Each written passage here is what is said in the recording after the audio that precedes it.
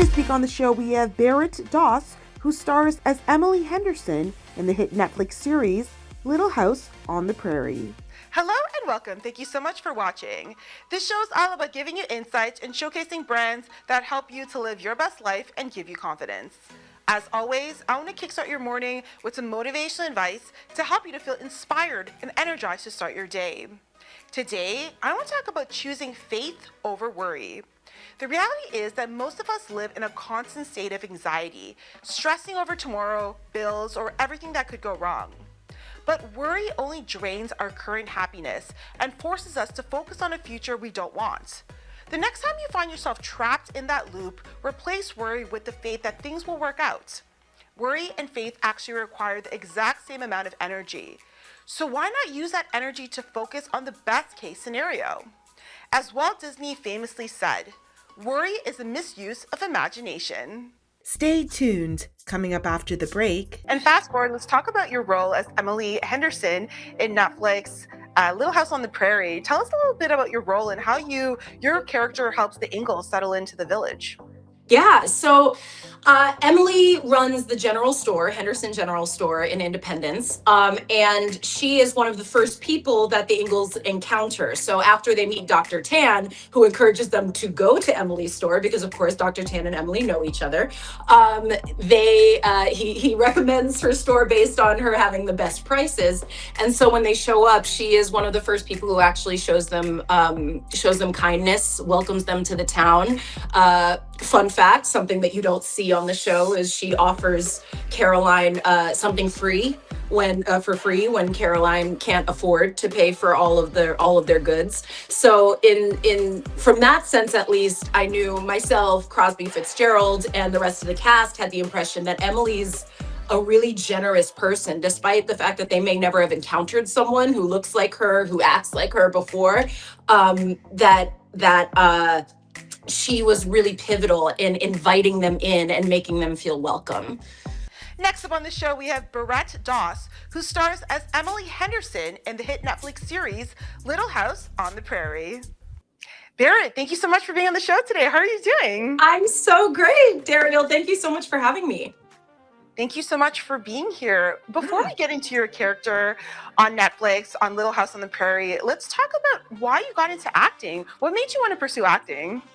So as a kid in middle school, I started, even a little before middle school, I was in a choir. I lived in Chicago at the time. I was in the Chicago Children's Choir, and I had a little bit of exposure to musical theater at that point. I grew up loving Disney movies and musicals, but I really, when I started doing theater, I was in the middle school musical, and then I sort of fell in love with performing and engaging with an audience and having that sort of call and response of making a joke and hearing them respond and getting to influence people's emotions and their and obviously getting a little bit of applause. I was an only child as a young person. I have half siblings, but that I didn't grow up with. So they were much younger too. So I was like, let's play by myself all the time. I did a lot of make-believe, so I feel like I came by it pretty honestly, but it was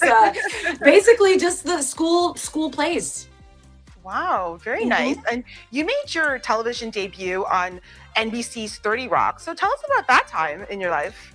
Oh my gosh. Well, I was a fan of 30 Rock before I was on 30 Rock. And of course, it was the last moment of the last episode of that show. So even though I had been watching it for, I think, like 6 years at that time, I was absolutely, it was the first time I think it was the first time I'd ever auditioned for a television show. And I didn't really know what to expect, but what I knew was I knew that character. I knew Liz Lemon. And so when I went into the audition, and I only had one line, but I said it, and then I remember casting saying, "Can you do like a Liz Lemon impression?" And I was like, oh, I can do that. And so I was 23. It was brand new to me, but I knew that I loved the show, and I was just so honored to be a part of it. But at the time, I was really just focused on theater. And yeah, speaking about theater, I know that you won an award. It was the Theater World Award for Outstanding Performance. So what did winning that award mean to you? Well, the Theater World Award is an award that's given to people who are typically making a Broadway debut, sometimes an off-Broadway debut, and that was the first Broadway musical I'd been a part of. So I had already done it. That was for Groundhog Day, which was an incredible show that I was playing the female lead in. I played Rita in Groundhog Day, but before that, I had actually understudied. So even though in Groundhog Day I was actually playing the role, I was coming into it from the history of being an understudy in a show called You Can't Take It With You, which featured James Earl Jones and Rose Byrne. And that was just, I sort of call it my grad school, because I feel like that's where even though I went to school for theater, I went to NYU. When I finally was working on stage with these absolutely iconic performers, I feel like I learned the most. So being able to bring that to my experience in Groundhog Day, and then being rewarded with something like the Theater World Award that so many incredible, iconic actors have won when they make their Broadway debut, no matter how famous you are, you see that sometimes. And it was such an honor. And I was blown away. It was really, really incredibly encouraging also. Very nice. Very nice. And fast forward, let's talk about your role as Emily Henderson in Netflix Little House on the Prairie. Tell us a little bit about your role and how your character helps the Ingalls settle into the village. Yeah, so Emily runs the general store, Henderson General Store in Independence, and she is one of the first people that the Ingalls encounter. So after they meet Dr. Tan, who encourages them to go to Emily's store, because of course Dr. Tan and Emily know each other, he recommends her store based on her having the best prices. And so when they show up, she is one of the first people who actually shows them kindness, welcomes them to the town. Fun fact, something that you don't see on the show, is she offers Caroline something free for free when Caroline can't afford to pay for all of their goods. So in from that sense, at least, I knew myself, Crosby Fitzgerald, and the rest of the cast had the impression that Emily's a really generous person, despite the fact that they may never have encountered someone who looks like her, who acts like her before. She was really pivotal in inviting them in and making them feel welcome. Mm-hmm. And Emily and Caroline, develop a great friendship in the series. Tell us about that as well. Yeah, I mean, that was super easy. Crosby and I really got along well, and we spent a lot of time together outside of work. So it was so much fun to be able to play that on the show.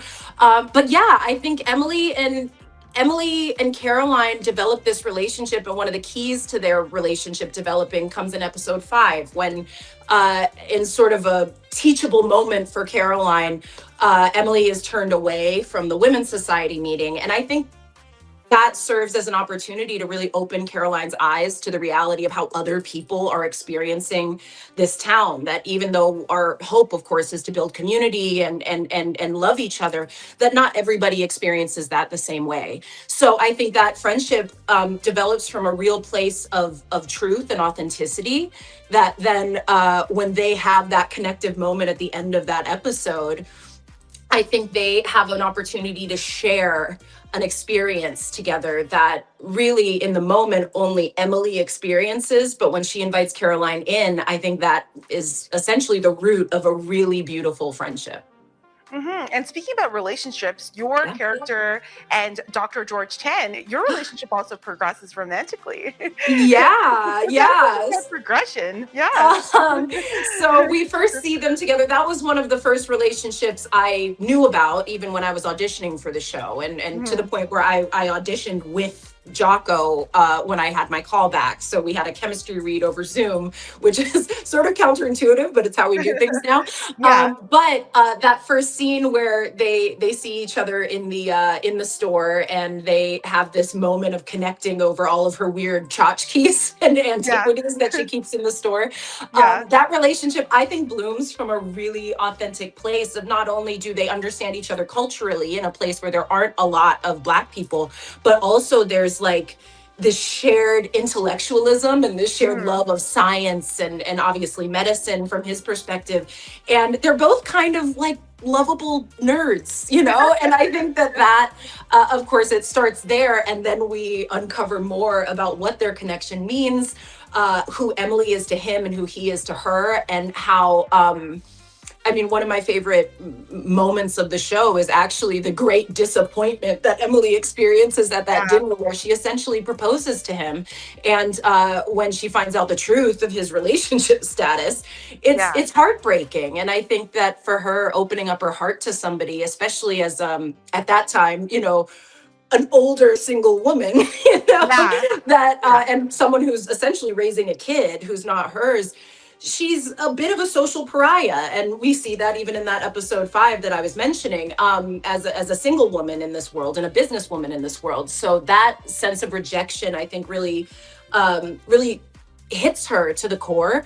But at the same time, we get to see Dr. Tan come back, having done the right thing, and finally ready to be honest with her about who he is and what he wants. And so we happily get a nice ending there. Very nice. Yeah, I watched the series and I loved it. I really did. And I love your character just because it is nice to see a strong, independent woman that's not married in that century, right? This was at the end of the 19th century that it was filmed. I mean, absolutely. In terms of the original series, right? And what was it like going back to the 19th century in terms of sets and actually the costumes and everything like that? What was it like going back in time? I mean, it was unbelievable. I'm an actor who really loves to play with my environment. I love, in my personal life, I love fashion, I love interior decoration. So I connect a lot to my not only my costumes, but also the sets I work with and the production design anywhere. And we had such an incredible team.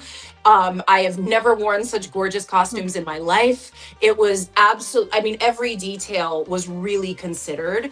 And I just felt so lucky to get to play in that world. I always feel like, you know, I'm a person who auditions in shoes, even if you can't see my feet. Like I have to know where my character is, how she feels, how she carries herself, and having all of those details made it so easy to step into it. I also I never carry my phone on set, at least in that world. It was really nice to just sort of immerse myself into it because it was all so authentic and so much of it was practical. Mm-hmm. And speaking about authentic, it looks like you guys have such a great relationship, the whole cast. I did see a video on your Instagram where you guys are, I think, cooking dinner together or something like that. And it's so great to see you guys all just friends. So tell us about that, the camaraderie between the cast. Oh, it was amazing. It was such a collaborative ensemble. And Jocko Sims, who played Dr. Tan, that was his apartment. He was having a dinner party for everyone because he loves to cook. I came over early, so we were sort of joking at the time. We're like, oh, we're really doing like a Dr. Tan and Emily moment right now. You know, like I think that like those relationships offer so much to the community of the show. When you share a meal, when you spend time together. We did a lot of karaoke as a group. Like it was always, we had a really good time. And I think also most of us being in from out of town, it's sort of like being at camp when you're a kid. And so we got to really share a lot, which I think reads on the screen. I knew that would, I was in and out back and forth from LA a decent amount while we were shooting, but every time I came back, I was welcomed with open arms, and it was always so much fun because I feel like using that community that we built outside the show really showed through on the show. Mm-hmm. Absolutely. And I did see that there would be a season 2. Would we be seeing Emily's character in season 2 or? Well, I wish. I mean, of course, the Ingalls and Mr. Edwards move on to Walnut Grove. So all of us who are in Independence were sort of left there to our own devices. But something that I've always said, you know, I was like, well, we learn about Emily that she grew up selling goods from a stagecoach and moving around with her family. So secretly, or not so secretly, I guess, no, I hope that we'll see more of her in the future. Maybe not in season 2, but who knows? Maybe her and Dr. Tan will roll up with, you know, a baby or something. For your wedding, right? Yeah. Yeah. And, you know, Barrett, I created my platform to inspire, to uplift, and to really showcase that anything is possible if you have a dream and a vision. So, for anyone that's watching this that, might not be seeing their dreams manifest or maybe just struggling, what would you say to inspire and uplift them? Well, something that I always think about is how do you hold your center when everything wants to pull you in different directions, Mhm. Like one of my favorite pieces of advice I got from a teacher who's also a casting director, but who was coaching, auditions essentially. And he said, when you walk into a room, don't cut your tail off when you shut the door Yeah, behind you. That like we yeah. all have these innate qualities that we bring to the world, whether you're an actor or not. And being willing to sort of drop the things that make you unique and make you yourself is what's going to make it really difficult for you to connect with whatever you're doing in an authentic way. So when I work, especially as actors, when we're asked to step into the shoes of different characters, I like to think that it's really important to bring pieces of myself to that character. Mhm. That, of course, blending and making characters feel different is really important, but also that we all live with an innate energy, and I think that Yeah. that is so important to bring to anything you do, and it really helps you enjoy it and stay open and connected to whatever you're doing. So yeah, I think don't cut your tail off. Like, know what makes you special and celebrate that and bring that to everything you do. I love that. And also, how do you handle rejection in the industry? Because obviously, with any journey of success, there's a lot of rejection and Yeah. you have to have a thick skin. So, how do you handle rejection and just keep moving forward? It's always different. Obviously, there will be things that I audition for that I absolutely am desperate to book, and then if it doesn't work out, it's really easy to let that to sink into that feeling. But the thing I like to remember is by the time I wake up tomorrow or the next day, I can be grateful. I really try to practice gratitude. I guess that Yeah. is the answer to that question, is practicing that, like this idea that, okay, I might feel like crap now, but when I wake up tomorrow, I'm going to be grateful that I woke up next to my dog. I can have my cup of coffee in peace. I can, I can do anything with my day that I want. I think that practicing gratitude really helps, but also that